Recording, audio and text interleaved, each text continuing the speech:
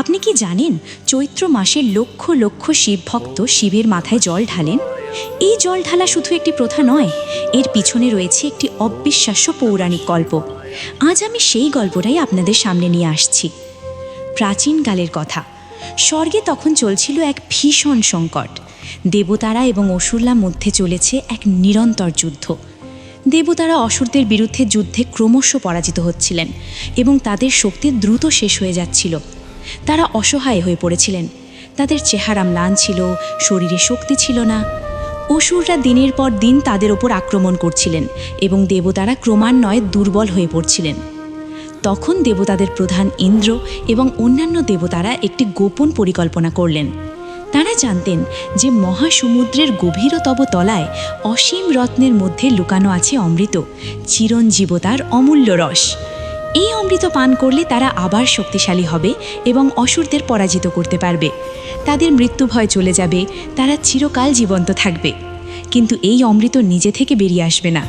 এটি পেতে হলে সমুদ্র মন্থন করতে হবে, মহাসমুদ্রকে তার শক্তি দিয়ে নাড়াতে হবে। দেবতারা একটি অভূতপূর্ব সিদ্ধান্ত নিলেন। তারা অসুরদের কাছে যাবেন এবং তাদের সাথে একসাথে সমুদ্র মন্থন করবেন। অমৃত পাওয়ার পর তারা তাদের সাথে ঝামেলা করবেন। সমুদ্র মন্থনের দিনটি এসেছিল। এটি ছিল এক অসাধারণ মুহূর্ত। দেবতা এবং অসুর একসাথে এক কাজে নিয়োজিত হয়েছিল। বিশাল মন্দার পর্বত, যে পর্বতটি আকাশ স্পর্শ করে, সেটিকে লাঠি হিসেবে ব্যবহার করা হলো। এই পর্বতটি ছিল অতুলনীয়, বিশাল এবং শক্তিশালী। আর বাসুকি নাগ, যে নাগটি হাজার হাজার ফণার অধিকারী, লক্ষ লক্ষ বছর বয়সী, সেটিকে দড়ি হিসেবে ব্যবহার করা হলো।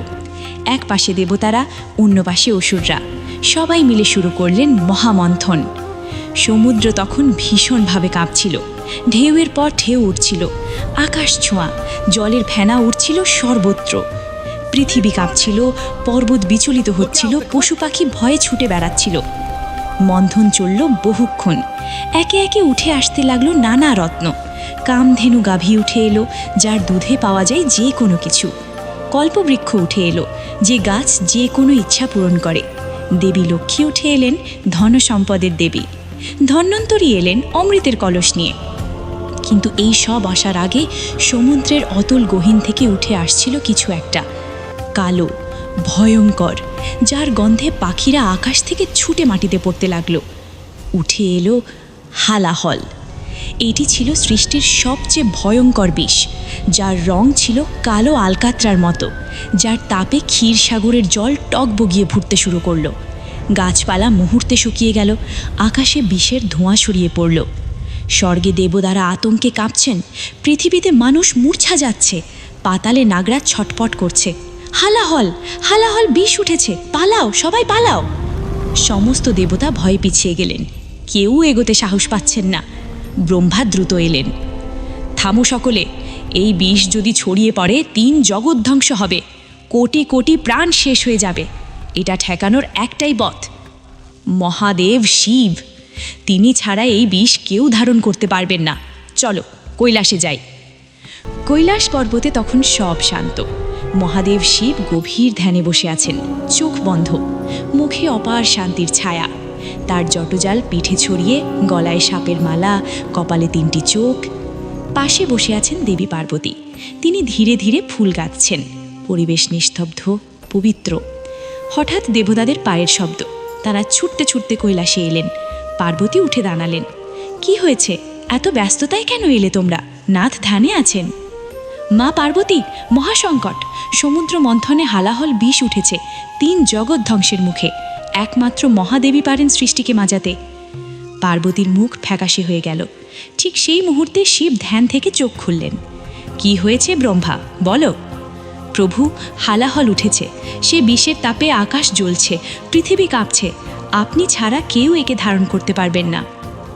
আমরা জানি এ কঠিন, কিন্তু আপনি না করলে কোটি কোটি প্রাণ ধ্বংস হবে, সমস্ত সৃষ্টি শেষ হয়ে যাবে। পার্বতী দ্রুত শিবের কাছে এলেন, তার হাত ধরলেন। নাথ, হালাহল, সে বিষ তো সমগ্র সৃষ্টি ধ্বংস করার ক্ষমতা রাখে। আপনি পান করলে। ভয় নেই দেবী, আমি মহাকাল। মৃত্যু আমায় ভয় দেখাতে পারে না। বিষকে পেটে যেতে দেব না, গলায় আটকে রাখবো, যোগ বলে সামলাবো। কিন্তু নাথ, সে বিষের দাহ, দেবী, এই সমগ্র সৃষ্টি আমার, এর প্রতিটি প্রাণ আমার সন্তান। তাদের বাঁচাতে যদি আমার কষ্ট হয়, সে কষ্ট আমি সানন্দে বহন করব।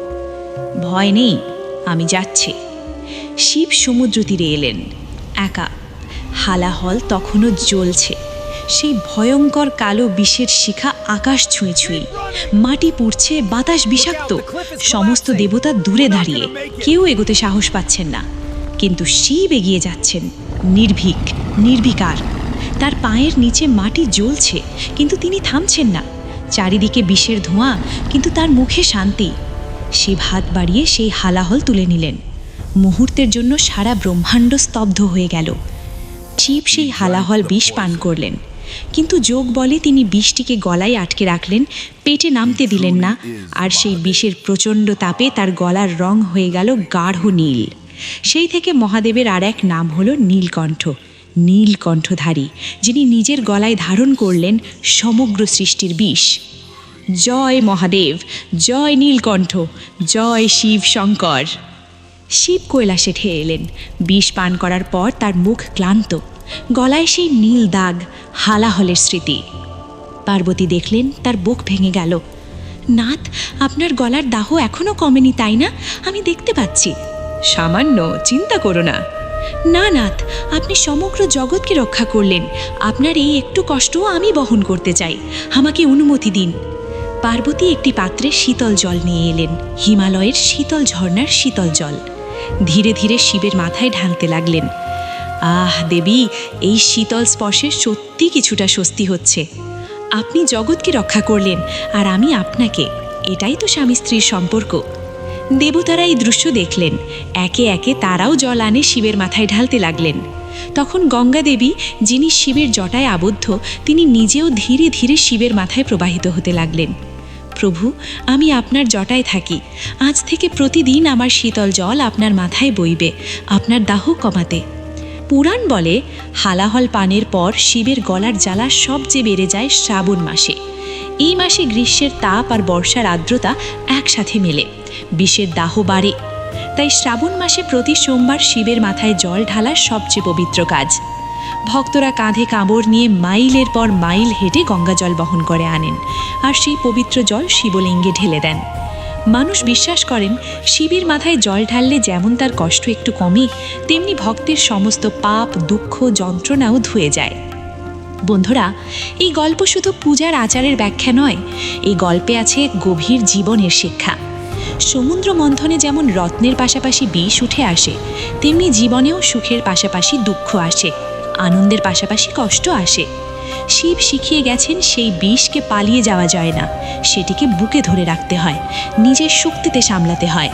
আর পার্বতী শিখিয়ে গেছেন, যখন কেউ অনেক কষ্ট করে, অনেক কিছু বহন করে, তখন কাছের মানুষের একটু উষ্ণ স্পর্শ, একটু যত্ন, সেটাই সবচেয়ে বড় সান্ত্বনা। তাই পরের বার যখন মন্দিরে যাবে, শিবলিঙ্গে জল ঢালবে, একটু থেমো, ভাবো সেই মহাত্যাগের কথা, ভাবো সেই ভালোবাসার কথা। কারণ মাথায় জল ঢালা মানে শুধু পূজা নয়, এটা একটা কৃতজ্ঞতা। যিনি আমাদের জন্য বিষ পান করলেন, তার প্রতি ভালোবাসা জানানো। হর হর মহাদেব। ওম নমঃ শিবায়।